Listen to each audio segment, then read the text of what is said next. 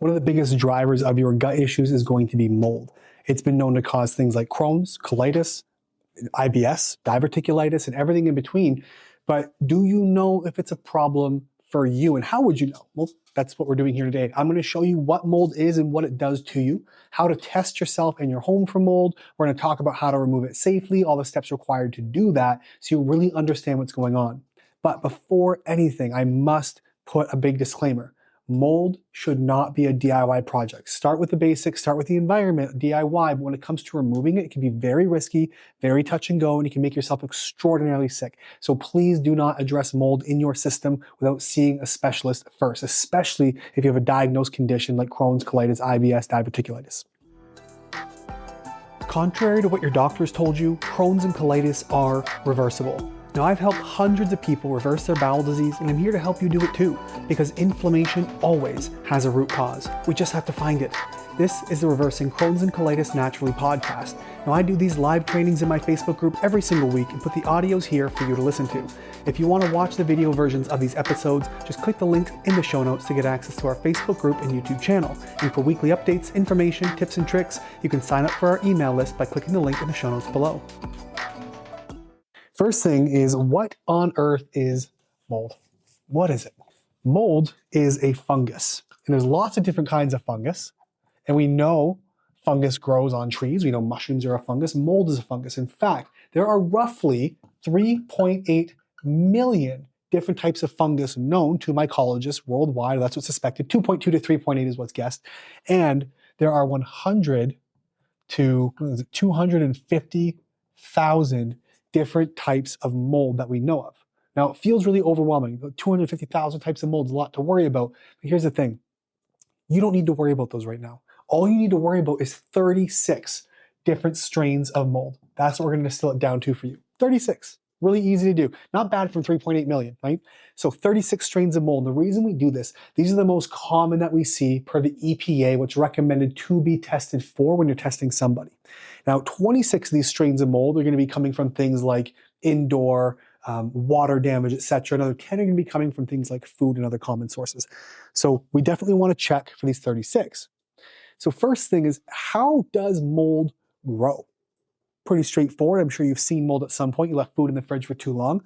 Mold grows, and it almost grows from nothing, right? Like it was empty. There was no mold on food. Where did it come from? Mold spores are everywhere, right? Mold is not a bad, evil thing. It's like parasites. They're everywhere. They're in our bodies. They live with us. There's mold in the soil, mold in your body. They're everywhere. It's the balance of things that makes them okay, but it's the imbalance and excess of things that makes them not okay. So mold by itself, there are spores floating around the air everywhere. Too much mold is a problem. And mold is going to thrive in environments and overgrow under moisture, humidity, stagnant air, and it always needs food, an organic substance. That's why it grows on wood, it grows on an apple, it can grow in drywall, skin, dust, fabric, anywhere there's an organic material, something it can consume. That's how mold spreads and why it breaks things down. You know, if you take a board of wood and it's all moldy and it falls apart, it's not just because it's wet, but it's because mold has physically eaten those structures that hold that piece of wood together and make it wood. And it just falls apart and breaks in half. So mold can be found anywhere. And I want to be very careful. When we're talking about mold, we often think it's one thing or it's one strain or it's in one place. Or if I can't see the mold, it's not a problem. And that is the biggest mistake you can be making. Mold can be found in all kinds of stuff. You can find it in your home. You can find it in your school. You can find it in your workplace. You can find it in your car, if you got a sunroof especially. You can find mold in all kinds of strange places. But just because you cannot see it doesn't mean you don't have mold. In fact, here's a stat that sucks. 70% of US homes are said to have an ongoing active mold problem. So mold is rampant. And the thing about mold is it's very, very small. Mold toxins can be 1/100th of the thickness of a strain of hair. And so that means that they are so small, if they're behind the drywall or in the studs, mold can actually push through paint, it can push through drywall. These toxins float around and fight each other and compete for space. If you have a crack in your bathroom cabinet, a little crack, and there's mold underneath the sink, you walking past those closed doors stirs up enough air to move toxins around. So mold toxins are a big issue. They're extremely volatile. They're bloody everywhere. It's in 70% of US homes, and it's connected to damn near every disease. But for our purposes, we're talking about Crohn's, colitis, IBS, and diverticulitis. So this is where mold comes from, where it grows. Spores are everywhere. They're just waiting for an opportunity to take over. So the next natural question is, why do we care? Right? Why is mold even a problem for you? Like, do you need to worry about it? Here's what I can tell you.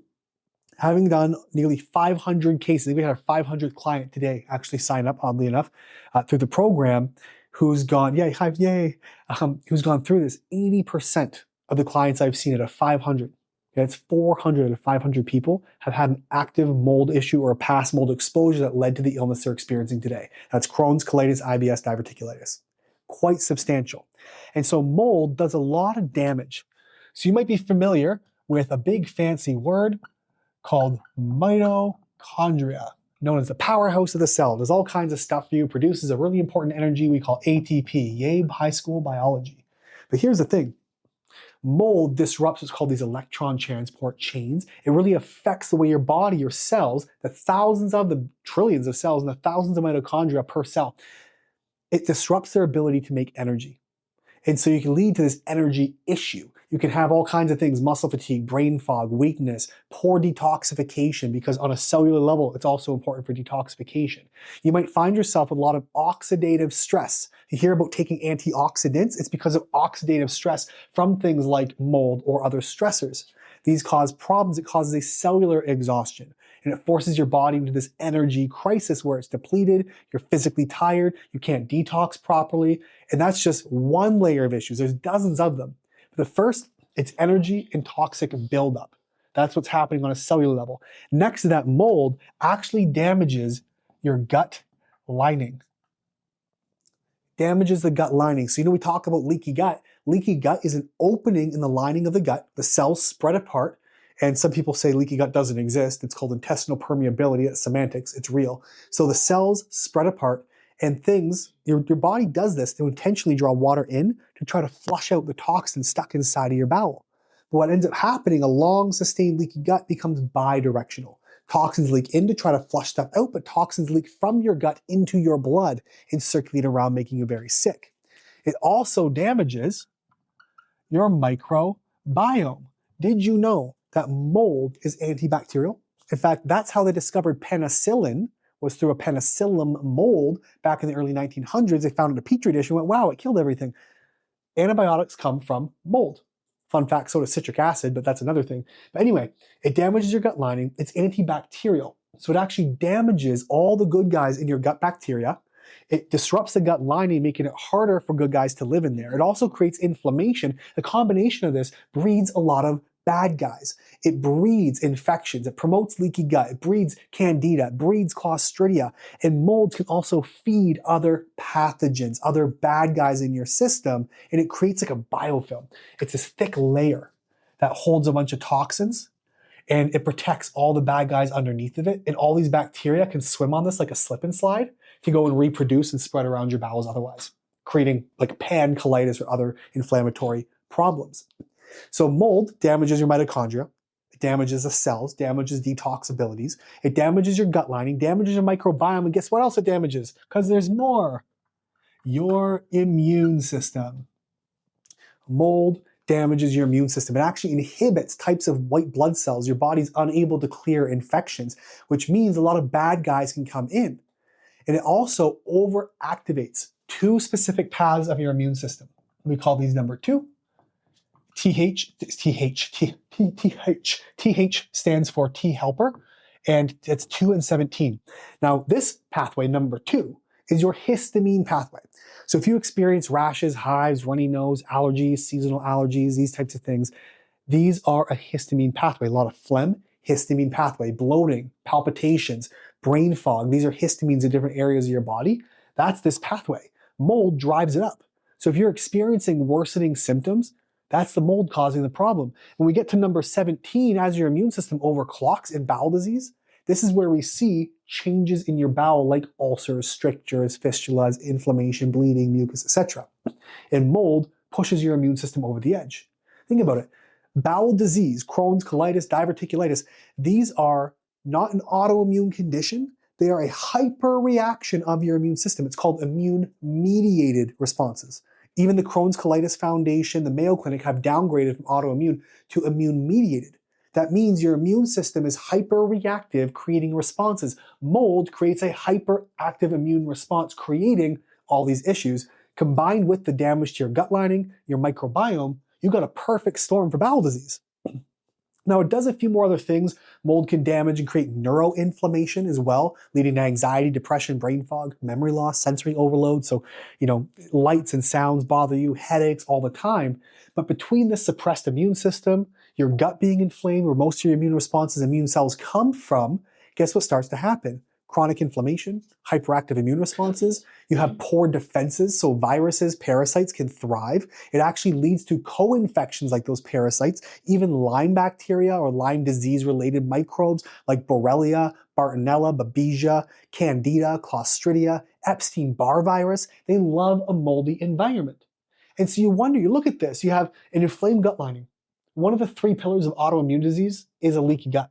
Okay? So we got an inflamed gut lining, we have a disrupted microbiome. The thing you need to keep your gut and your body and your immune system healthy, disrupted. Your immune system, overreactive. Your nervous system, highly inflamed. And now your immune system can't keep out bad guys, so now you're fully infected with parasites and fungus and viruses and all kinds of stuff. Lions and tigers and bears, oh my. And you wonder why you're sick and wonder why you have bowel disease. Mold. Now, if 70% of US homes have mold, and mold is the bowel disease capital of the world, what do we think is causing a lot of the bowel disease? I'm not saying it's always mold, but it's largely mold, and that's what we have to consider. So I want to talk to you next about how we're going to test for mold. Because like I said, of the 500 people I've seen in my practice just for bowel disease in the last probably 3 years alone, of that 500, probably 400 of them had a mold infection early on that disrupted their gut and led in infections that's led to bowel disease, or it was the mold that inflamed the gut and led to bowel disease in the first place. So how do we test for it?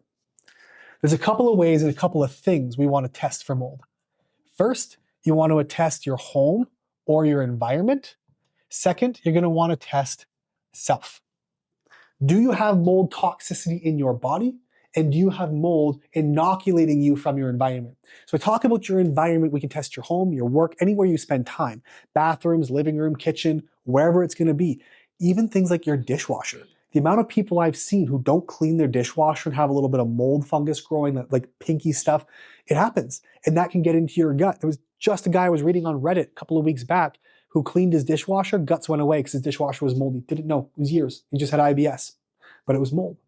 And so we have to test your environments. Now, in order to do that, there's a few ways you can test for mold. First, you can literally just go to Amazon and type in home mold test kit. It comes up with these little petri dishes, and a couple of ways you can use them. You can open air, leave them for 2 hours, close them up, stick them in a dark cabinet, see if it cultures. Take 2 to 4 day photos at day 2 and day 4 to see what kind of spores. And some of the sellers on Amazon, you can even just send them a picture of your mold plates, and they'll tell you what kind of mold you have, what kind of spores they produce, what kind of toxins you're dealing with. If those come up positive, so let's put that first one here. For home, we're just gonna say, we're gonna go to Amazon. Very cheap, it's like 25, 35 bucks. Very low barrier to entry. Everyone should be testing your home. Not everyone should be testing your home. Everyone should test their home and you should test yours. Don't invite everybody into your home to test it. That'll get expensive. So Amazon, petri dishes, test your home. Very easy, 25 to 35 bucks. Bang, bang, boom, you have a good idea. Now, if you don't open air test, what you can also do is swab dust. So every 12 inches in your bedroom or your bathroom, wherever, swab it and rub it in the petri dish. And if there are enough toxins, that will culture. And then if it comes up positive, like, damn, I got a lot of mold, then you can go through and either do something like an ERMI, E-R-M-I, or you can go to thedusttest.com. I really like the dust test. It's a great test. And again, you Swiffer dust, you send it into the lab, they culture and tell you, here's how much you have, 10, 100, or 1,000-fold times higher than what's normal and healthy. Here's the risk factors, here's the toxins they produce, and how concerned you should be. And then if you say, wow, I got all this mold, I don't know where it's coming from, still can't see it, you can actually hire, believe it or not, a mold dog. That mold dog will come in and sniff to find the scent, these MVOCs, these mold volatile organic compounds, and it will smell these compounds and say, here's where the mold is. Now, remember I said you can't always see mold? right? I had a client of mine who was in Northern California, started together about 2 years ago for a 5-year-old diagnosed with severe colitis. We went back and we found a ton of mold. They did ERMI testing the works. They actually brought a mold dog in, 50 some odd places that were tested positive for mold. And guess what? Brand new home was built like 2021. No reason it should have mold, but it was into the studs because the wood was moldy, and builders will do that. They'll use moldy wood or poorly treated wood, and then it just gets rained on as it's in construction, and then the organic compounds get wet, breeding mold, and they're trapped between plastic, and you wonder why you're sick. Okay? So this whole family was ill, and one of the kids had bowel disease because of mold in the home, in a brand new home. So age means nothing. So we want to test. You can go to the Amazon plates. If it indicates mold, like damn, let's see if we go a little bit deeper. That's 25 bucks. This is about $275. And then the mold dog can cost you anywhere from $9 to probably $1,500, depends on the square footage of your home. But it'll tell you exactly where the mold is coming from. And that's how we begin the testing process for environments. The next one that we can do, and I'm going to back this up. I don't like air testing. Go back to the Reversible podcast with Michael Rubino, episode 153, and we actually talk about why we don't do air testing and stuff. That sucks. So let's talk about testing self. A couple of ways you can do that. You can do what's called an organic acid test, or an OAT, O-A-T. You can do a specific mycotoxin urine. Both these are urine. It'll check for mold, toxins, and byproducts in your system. And you can also, there are different types of hair tests which can do that. And there's also something called a visual contrast test, or VCS test. And that one will actually, again, identify for biotoxin illness. It's visual contrast. So there's a couple of ways you can test self. Now, going through the mycotoxin, the urine panel, it's a good indicator, but some people don't release a lot of toxins, so you might get a false negative, right? If you're looking at an organic acid, we can see on a cellular level, we talked about mitochondria, the cells being damaged by mold. We can actually see that in an organic acid if your mitochondria is damaged. We can often see through a stool sample, like a gut microbiome map, we can see huge changes in your bacteria that look crazy because of the antibacterial nature. So we can see those changes as well. So keep that in mind. That's how we can test. So urine, hair, different patterns. Symptoms are huge. If you're experiencing neurological symptoms, like I said, headaches, light sensitivity, asthma, sinus issues, allergies, gut issues, inflammation, histamine responses, there are dozens. Just literally Google symptoms of mold functional medicine and see what, that's not how I type. That's just what my hands do when I talk about typing. Anyway, I'm like a little T-Rex. But go back and check that out for yourself and just dive in. Do I have mold? And you'll start to develop some of these symptoms. You start to understand. So now we talked about what it is. We talked about why it's a problem. We talked about how to test. The next question we got to be asking is, how do you remove it? Let's talk about getting mold out of your system. Again, not a DIY project, very risky, and you need a professional because there's a lot of layers to this. We have to look at two main avenues when we're looking at mold. The first, we have to say, is there something current going on? That's going to be either an auto inoculation or an environment.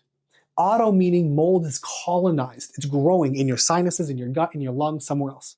And mold can absorb through the skin and whatever else. But if it's colonizing, that's an auto inoculation. If it's active in your environment, seen or unseen, these toxins are getting in from your car, from your house, from your work, from your school, wherever you are. College dorms, these are nasty places for mold. Then you have an ongoing current exposure. First thing we need to do, stop the exposure, right? You got a headache, stop hitting yourself in the head with a hammer, right? Get rid of the first thing. Second to that, we then need to look at removing what's inside your body. So that's, again, a current toxic exposure. I currently have mold toxins in my body. I need to remove those, or we have to look at any residual damage. That's going to be disruption to the cells, the mitochondria, the microbiome, any disruption to your gut lining, your immune system. We have to fix the residual damage. It's not enough to put the fire out and turn off the gas leak. If you want to move back into the home, you have to rebuild it, and you only get one home for your body. So we got to rebuild it. So we have to look at a current inoculation. We have to look at any residual damage, okay? That's the next step, or what's left over from toxins.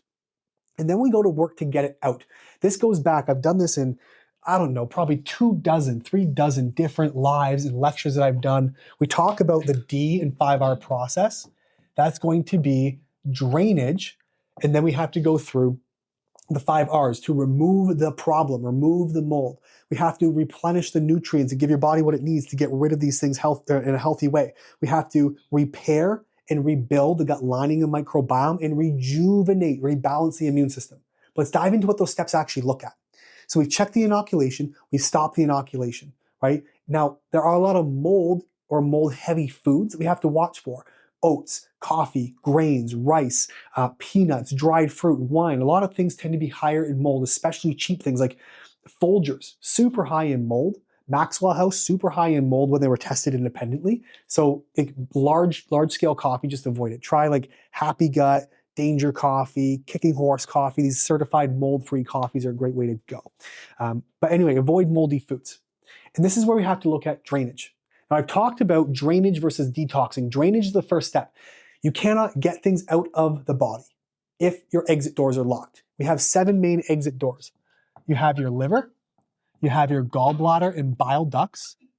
Skin is one of the most important detox pathways. In fact, there was a study that was done that did a 20-minute sauna session and found that you detox more they tested the sweat. They found they detox more in a 20-minute sauna session than on 1 month on a bunch of supplements and binders. Sweating is a huge way to get stuff out. So you have your liver, gallbladder, bile, skin. You have your lymphatic system. You have your sinuses, your bowels, and kidney bladder. It's how you get things out of your body. These are the exit pathways. In mold, we look at cellular and brain, etc. But let's talk to these 7. First thing we do, move your liver, move your bile, get toxins moving. Because we lack detoxability under mold, we have co-infections that congest the liver, it's hard to get things out. We support the liver. Gallbladder and bile. These 2 bad boys, mold it's lipophilic, which means it likes to bind to fat. It also likes to bind to bile. Bile captures mold toxins. So we have to not only mobilize the bile, we also have to do what's called sequestering. We have to capture the bile. And this is where, at the tail end of a protocol, do not try this right away, you'll get very sick and probably way worse, something like cholestyramine. It is a bile acid binder, or a mold toxin binder and a bile acid sequestrant. We actually recycle. 95% of your bile gets reused. It's expensive for your body to make. But if it's not cleaning and filtering and exiting through your bowel properly, you'll reabsorb the mold toxins. And just because you're having diarrhea 30 times a day doesn't mean you're detoxing properly. So we have to take care of the bile. We need to sweat. We need to move to clean the lymphs. We need to sinus flush, and you can use humic fulvic acid very, very lightly in there to flush and bind some of the toxins. We need to be pooping often and peeing lots and hydrating. These are the first steps to draining, to moving the exit doors. And then and only then can we work to capture and bind onto the mold. This is where a specialist comes in as well. It's a very touch and go process for those with bowel disease. But we're looking at mold. Different types of mold produce different types of toxins, and specific types of toxins require specific types of binders. For example, charcoal, activated charcoal, broad binder, captures a lot of everything, doesn't do a great job. Right? Saccharomyces boulardii and other lactobacillus probiotics can also capture and get rid of mold. We have a lot of things that can bind onto mold: chlorella, bentonite clay, zeolite, again, Welchol, cholestyramine. We can use apple pectin, modified citrus pectin, okra. There's lots of binders, fibers. But we have to be careful so you don't set yourself back and kick yourself into a flare. Going through this process on your own, especially those with bowel disease, the risk of flaring is so extremely high. See a professional. Just see a professional, okay? On top of that, we want to reduce histamines. Remember, we talked about what it does to your immune system. We talked about mold triggering this Th2 immune pathway, that's histamines. So you want to decrease your histamines in your diet. Kombuchas, ferments, kefir, yogurt, cured meats, avocados, spinach, anything with vinegars. These are high histamine foods. Food from a can, tuna fish, etc. These are high histamine, some dried fruit. Be very careful. Reduce your histamine load so you don't drive this immune pathway. And then, we're not done, fix the residual damage. So in this whole process, we've drained, we've reduced histamines. That is turning off the gas leak and putting out the fire. Now there's a whole rebuilding process. Got to remove the raccoons and spiders and everything that moved into the shell of a house. All the co-infections, parasites, bacteria, viral infections, etc. They have to be removed. And then we got to go back and rebuild the gut lining, rebuild the immune system, and then go through and rejuvenate and rebalance that immune system. This is where the 5 R's come into play. We've done the draining. We now remove the bad guys, remove the co-infections, remove the mold toxins. We have to then replenish what your body is lacking now, nutrients, electrolytes, etc., vitamins, minerals, exercise, fresh air, you name it. We have to rebuild and repair the gut lining, the gut microbiome, and rejuvenate the immune system to bring balance back to it after all the damage has been done. And that is how we deal with mold.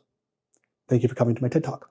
This is not a DIY project. Guys, please do not hurt yourselves doing this. You can go into a flare. It is a crazy process. It sounds simple, I hope, but it's not always. If you're watching on YouTube, just check the links below the show notes. Send me an email. Let's book in a call. We'll talk about how we can get you help with this to identify, is it mold in your system? How do we test? Walk through the process. Go through the drainage of 5 hours. It can take 4 to 6 months of really carefully monitoring touch and go to help reestablish people's bodies from mold, sometimes longer. I've had people it's taken up to 2 bloody years. Not all of us. I mean, 4 to 6 months with us and the rest on your own, but there's a lot of stuff to clean up afterward. So get help. Don't go crazy. Don't do a DIY. Like, let's get some help here, okay? Mold is a fixable issue. It doesn't have to be forever. It should not be forever. But your doctor, unfortunately, rarely recognizes that mold's a problem. They may not tell you it's a problem. There's a lot of things we have to note here, okay? So keep that in mind. Mold, I've seen in 80% of cases of bowel disease. It's in 70% of US homes. The Crohn's Colitis Foundation, Mayo Clinic, CDC, they don't yet recognize mold connecting to bowel disease, but the literature is there. It says, here's the immune pathways. Those immune pathways cause bowel disease. That's written. That's published already. We know mold is a big driver. Second to that, it's just not common in the training. They don't know what to do. And so see a specialist. There's lots of us out there. If you think I'm a weirdo, and I kind of am, see somebody else. But see a specialist who works in mold who can truly help you. Guys, that's all we got for you for tonight. Thanks so much for being here. We're going to see you next time.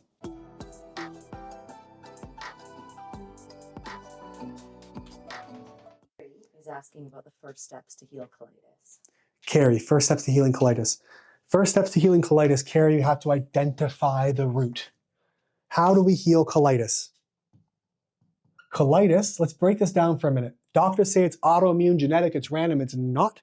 Very first thing pinned on my Instagram profile is a breakdown as to why none of those things are true. So colitis means colon, itis means inflammation. What is inflammation? Inflammation is your body trying to heal you from something. Doctors go, it's genetic. There's no gene that causes these diseases. That's been disproven. It's not even autoimmune. The 9 most common antibodies don't attack yourself. It's not random. There's always a root cause. So we have colonitis, colon inflammation, a defense mechanism happening in your colon. So what is your body trying to protect you from? The first step is identifying your root. It could be complicated. It could be simple. Maybe you're living in mold and that's when you got it. Maybe it goes back to being a C-section baby, being bottle fed, being sick with asthma and inflammation growing up and all kinds of sicknesses and being given antibiotics and having fungal issues and taking Accutane and menstrual issues and being on the pill and stressing and drinking and smoking and drugs and whatever that led to the point where you finally got colitis. Maybe that's it. But that root is somewhere, back to birth or somewhere in your life. Once we identify that, we then begin rebuilding things and reversing the process. And that is how we get you better and begin reversing colitis. That looks like it's really at this time. Guys, you've been a pleasure. See you next week. Wonderful. Wunderbar. One of my favorite things to hear as an IBD specialist is something along the lines of, I learned more from you in 15 minutes than from my doctor in 15 years. And if this for the first time is really starting to click and it's starting to make sense, and you're going, wait a minute, this might be reversible.